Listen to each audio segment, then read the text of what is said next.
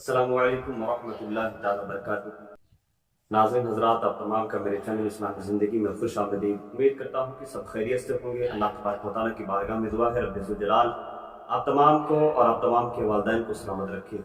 ناظرین حضرات، پہلی بار میرے چینل میں آئے ہیں تو میرے چینل کو سبسکرائب کریں، بیل آئیکن آن کر دیں تاکہ ویڈیو کی نوٹیفیکیشن سب سے پہلے آپ کو ملے۔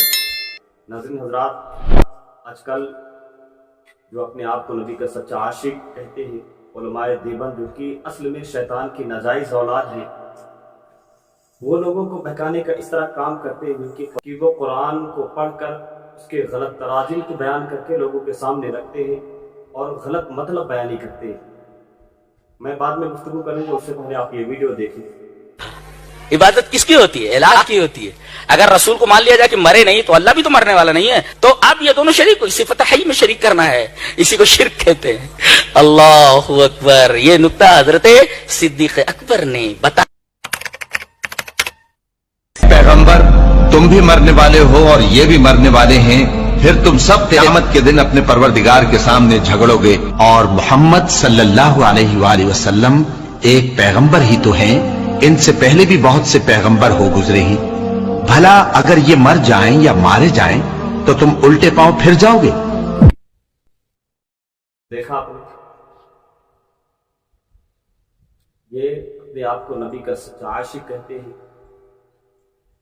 اور یہ بتا رہے ہیں کہ جو بھی حضور صلی اللہ علیہ وسلم کو زندہ مانتے ہیں وہ شرک کرتے ہیں۔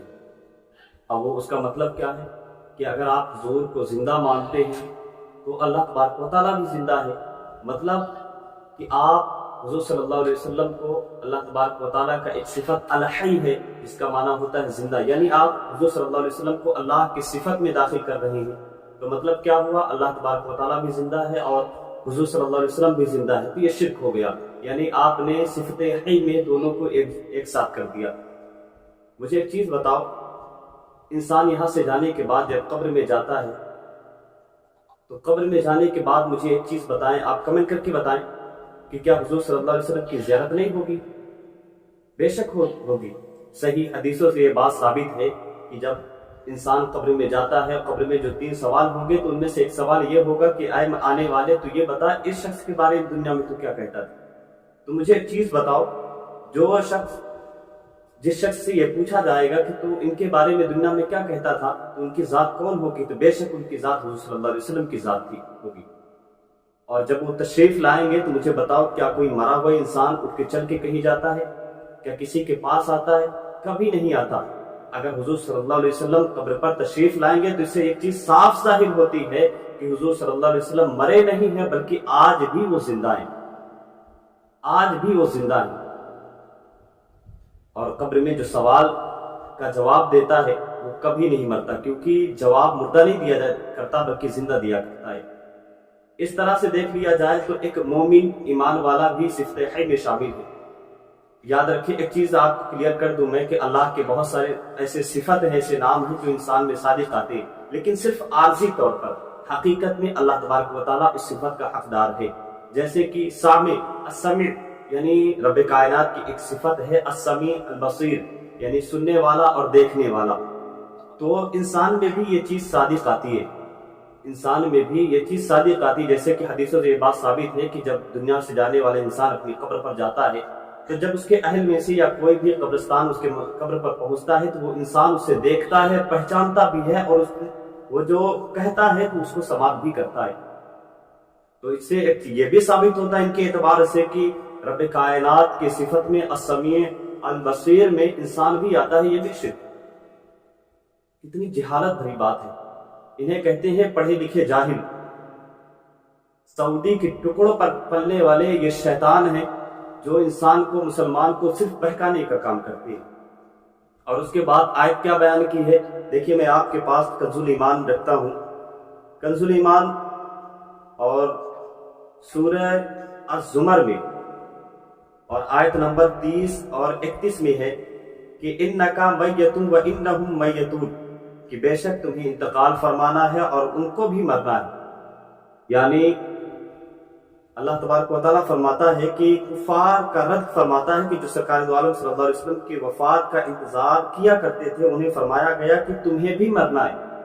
یعنی کافر اس بات کا انتظار کرتے تھے کہ حضور صلی اللہ علیہ وسلم ہمارے دین کو برا کہہ رہے ہیں، ہمارے بتوں کو برا کہہ رہے ہیں، تو ایک نہ ایک دن یہاں سے یہ چلے جائیں گے، مر جائیں گے۔ تو اللہ تبارک و تعالیٰ فرماتا ہے کہ ان کو مرنا نہیں، ان کو انتقال کرنا، یعنی ایک دنیا سے دوسری دنیا کی طرف جانا ہے۔ لیکن تم یاد رکھو، جو تم ان کی موت کا انتظار کرتے ہو تو یہ بھی تم سوچ لو کہ تمہیں بھی ایک دن مرنا ہے۔ یہ آیت نمبر 30 کا ترجمہ ہوا اور تشریح ہوئی۔ آیت نمبر 31 کا کیا ہے جو اس میں بیان کیا گیا کہ ثم انکم یوم القیامت عند ربکم تختصمون، پھر تم قیامت کے دن اپنے رب کے پاس جھگڑو گے۔ رب کائنات نے فرمایا تم رب کے حضور جب میدان محشر میں قیامت کے دن حاضر ہوگے تو تم اپنے رب کے پاس جھگڑو گے۔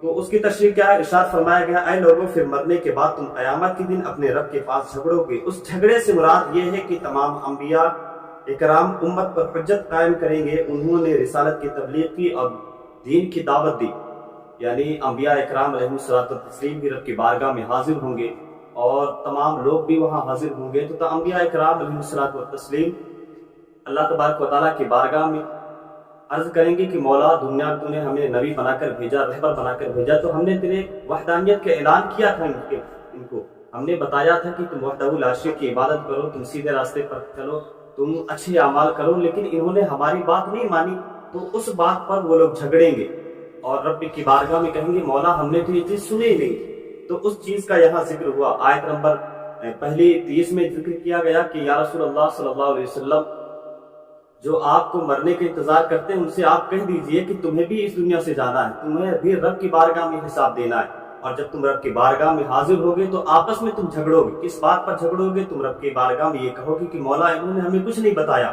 جبکہ حقیقت یہ ہوگی کہ تمام انبیاء اکرام نے تمام کو رب کی وحدانیت کی طرف بلایا ہوگا۔ تو یہ اس آیت کا ترجمہ، اس آیت کی تشریح تھی، لیکن یہ جاہل اس کو بالکل الٹ کر بیان کر رہا ہے کہ وہ مرنے کے بعد نعوذ باللہ من ذالک۔ یاد رکھیں حدیث مقدسہ میں ہے کہ اللہ کے رسول صلی اللہ علیہ وسلم نے ارشاد فرمایا کہ کسی بھی انبیاء کے جسم کو مٹی نہیں کھاتی، زمین نہیں کھاتی، اور انہیں وہاں رزق بھی دیا جاتا ہے۔ تو ایک چیز یہ پتہ چلی کہ جن کو رزق دیا جاتا ہے وہ زندہ لوگ ہوتے ہیں۔ تو اس سے ایک چیز یہ ثابت ہو گئی کہ میرے مصطفیٰ صلی اللہ علیہ وسلم کل بھی زندہ تھے اور آج بھی زندہ ہیں اور میدان محشر تک ہمیشہ زندہ رہیں گے۔ اسی لیے تو اعلیٰ حضرت فرماتے ہیں تو زندہ ہے واللہ، تو زندہ ہے واللہ، میری چشم عالم سے چھپ جانے والے۔ کیسی لگی ویڈیو؟ امید کرتا ہوں اچھی لگی ہوگی، بات سمجھ میں آئی ہوگی۔ ملتے ہیں ایک اور ویڈیو کے ساتھ، تب تک کے لیے خدا حافظ۔